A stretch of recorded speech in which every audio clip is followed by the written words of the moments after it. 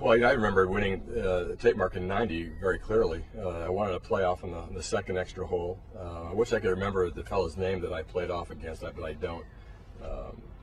But I remember winning. It was a big deal because I played the tour briefly, and then I was assistant pro for a while. Then I was playing the mini tours at the time, and not having a lot of success, hadn't really won a whole lot. And so winning something, first of all, meant a lot to me.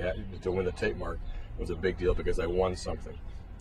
But I also remember very specifically because it was just a few weeks after our first child was born. Rachel was born on May 30th of 1990, and the tournament was just a matter of a week or a few weeks later. And I remember very specifically and very clearly her fitting into the little trophy that I had won. I think it was a little silver cup that I won for winning, and she was actually sitting in it, and she fit in it. And that's how small she was. So I remember Brad Schmier coming by and saying something to me about what a great trophy it was because this little baby was sitting in it. And so the whole experience, and winning was great. Winning in a playoff was fantastic. Being a part of the tournament was a lot of fun. I played with a guy who became a good friend, John Christofferson, who recently passed away, I believe, so becoming friends with him was great for me. But anyway, I remember the event really well, and it was a big deal.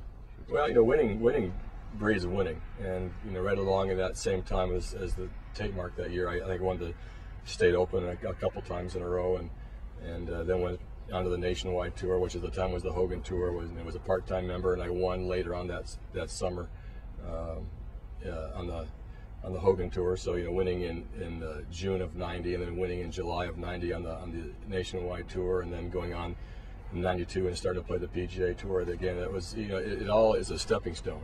But winning is there's nothing like winning to build your confidence. Minnesota has always produced more than its share of really superb golfers, great golfers, and I won relatively few events in Minnesota as a professional. I never won the Minnesota Golf Champions thing at Minneapolis Golf Club. I won the State Open a couple of times, but I played a whole bunch. So there's that, which means somebody else was always winning. And so the level of play was always very high, and it still is. You've got to play great golf in order to win a tournament, and a lot of the players who have been so good over the years are guys who are very capable of being PGA Tour caliber players, and some have become guys like Chris Perry, Timmy Herron. Some tried and were set back by injury, such as Dave Tentis. I think he was well on his way to being a star on tour before his shoulder injury really hurt him. And then someone like Don Berry, who definitely a late bloomer, but as his career developed, I think he's been more than capable of being a tour quality player. He just needed the opportunity. But everybody has their own route. Everybody has their way they go. Some guys end up being called to go this way, and some guys are called to go that way, and you follow your own road. Do you remember? Well, everybody always played.